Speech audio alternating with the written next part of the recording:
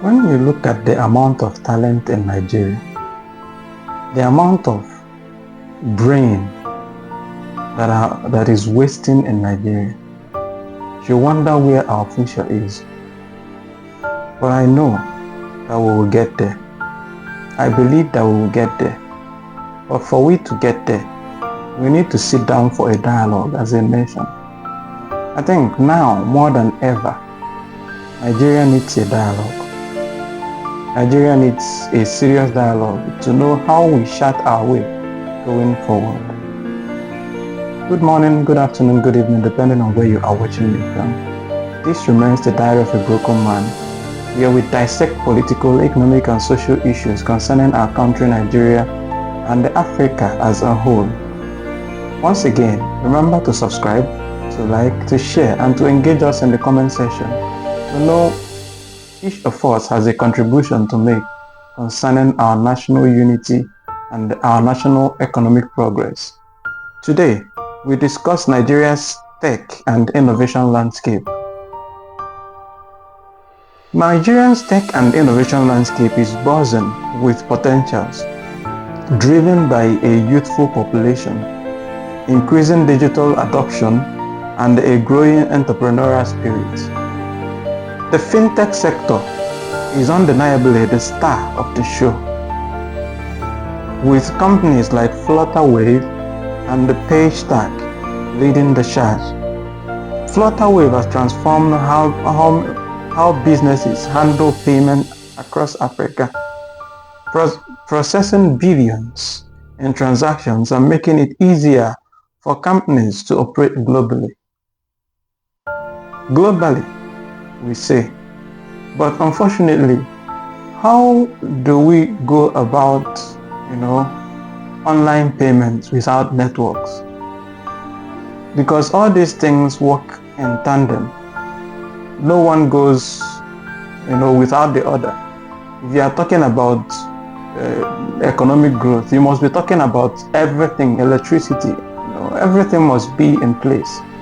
So when I see the growth of fintechs like Pantech and all these Flutterwave, when I see them Paystack, I feel happy that we are growing. But I also look at the difficulty people encounter just to make payments in Nigeria. If you leave Nigeria and go to places like Asia especially, everything is so seamless. Even from the airport, you buy SIM card, you scan, you just simply scan, and very fast the payments are made. Payment across continents as fast as possible. And I believe we can do this. Even in the big 2025, people are still suffering for network. That's why Starlink is, selling very fast in Nigeria, because people have gotten tired of places, people like MTN, Glo and all. People have gotten tired of, going, up to the penthouse to get service, going to the mountain to get service.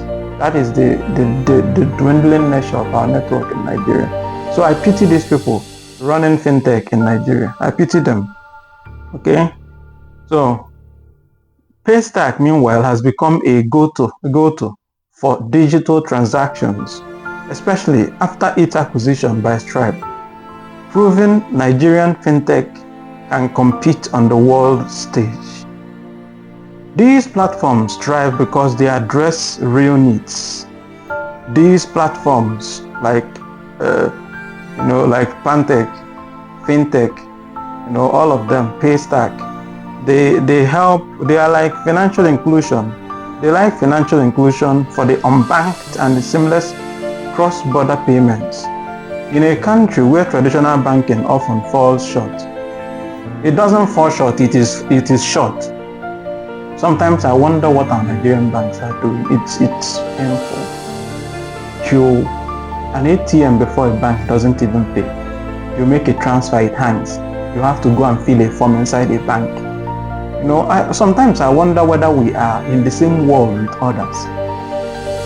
It baffles me. 65, 60 years after our independence, we have not gotten at least network at least banking, at least security. These, basics, we've not gotten them.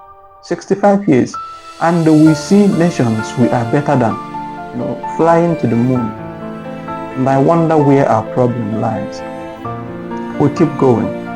So, beyond fintech, startups are making waves in other critical areas. Example, in logistics, Kobo 360 is tackling Nigeria's chaotic transport and supply chain with a digital platform that connects truck drivers to businesses, cutting costs and boosting efficiency. It is a game changer in a market where last mile delivery can make or break commerce. In healthcare, Helium Health is stepping up by digitizing medical records and expanding telemedicine, offering solutions to a system strained by accessibility and affordability issues. These startups show how tech can solve Nigeria's everyday problems, from moving goods to saving lives. In fact, if we invest in tech in Nigeria, bet me, life will be so easy for us. Life will be so easy.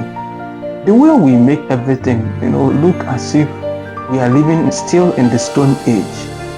People are still going to farm with hoes in 21st century, where there are tractors, the modern tractors that can plant and harvest in mass number. Hospitals are still using pen and paper to make records, and sometimes after 10 years you come to look for a record, you can't even find them. Who does that? You go to a government office and they tell you that the file is missing. In 2025, when we can employ tech, these startups are redefining things for us, and thanks to them, especially, you see, you don't know how hard it is for you to send something, across states in Nigeria. You don't know. If you stay in Lagos, for instance, where people buy things in container and send through, truck drivers, you know how hard it is. So when we say that this is a game changer, we need to appreciate it. We need to appreciate the effort these people are making, especially this Helium Health that makes medical movement so easy in Nigeria. They are doing a great job, and I thumbs up to them. We move forward, but it's not all smooth sailing. Regulatory hurdles are a major roadblock. You see, now Nigeria as a country, has many potentials being stifled by hurdles of do this, do that, go here, go there, register here, register here. Every other country is trying to make businesses, especially startups, easier for the young people. Nigeria is trying to make it even harder. Every other country is looking for a way to make things seamless for everybody. You live in America, irrespective of the fact that we have no access to credit or limited access to credit, because for you to get loan in Access Bank or Fidelity Bank or Union Bank or all these banks in Nigeria, you will know what you went through. Even with your credit score, you know what you go through. But somebody in the UK can easily start up a business, get a loan, $10,000 euros, pounds, £50,000, £100,000. Easily get sponsorship, support to start up immediately. And because of that, that ability to start up, most people are beginning things that are changing lives. It's not as if Nigerian youths don't have these ideas. The ideas are, the plethora of these ideas are there. Some of them just need 1 million, some 10 million, some 5 million. That's why I personally made it a duty. I started a foundation myself, our Child's Primal Foundation. My aim is to see, that after 2-3 years, that I am able to at least, there's nothing that pains me like an idea that dies because of money. It pains me to my morals. where we have billionaires in Nigeria, trillionaires in Nigeria, people who don't even know what they are doing with money. They are buying the newest car. Somebody has 2025 G-Wagon. 2026 comes, he goes to buy it because he doesn't know what to do with money. You know, they are driven by ephemerals. But there are young people, you know, when we say that investment in people is the highest investment, people don't know. The best and the highest investment you can make in life is in people. Forget any other thing you've heard. Try it. Don't go investing in people with the aim of, you know, payback, or just invest in people. Genuineness of investing in people. You can never be happier in life seeing somebody you supported his startup being a billionaire. You can never be happier in life. You can never be happier seeing a young child you paid his school fees, you know, moving forward, calling you that he is in the university now, calling you that he has gotten admission.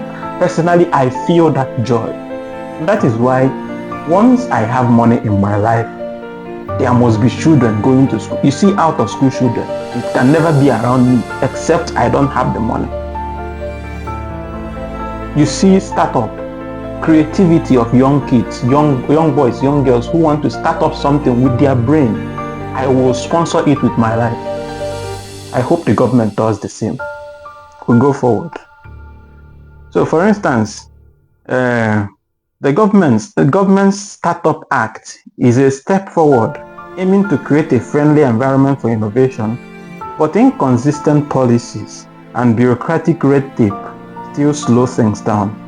Let me give you an instance. Fintechs face strict central bank rules that can stifle growth, while logistic firms deal with outdated infrastructure and unpredictable regulations.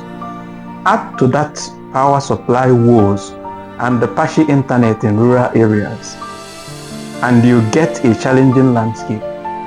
So they are battling government hurdles of bureaucracy, red tapes everywhere. You know, people are forming gatekeepers of a lot of hurdles to go through just to make it in Nigeria. And then when you make it, you are facing electricity, you are facing network, everything is a problem. Every single thing is a problem. Even if you succeed in opening that business will more likely to die down than it grows, because everything, tax force will be from here to here. Everything is trying to eat from that same small business that nobody supported you to begin with. So, still, the potential is massive. Global investors are taking notice, and with the right support, Nigeria's tech scene would rival the best in the world. That is unrivaled. That is true. Nigerians are so creative.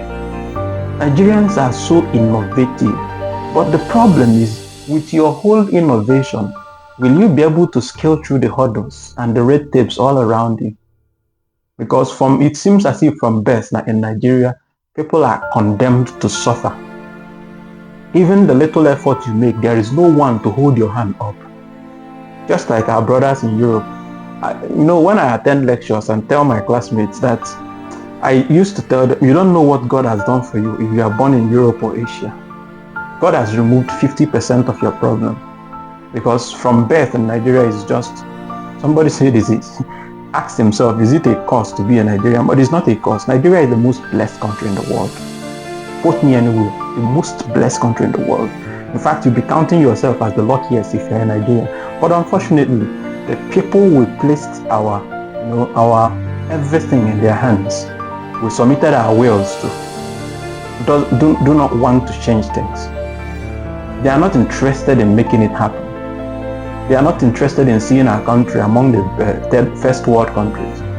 They are only interested in their pockets, stealing and stealing.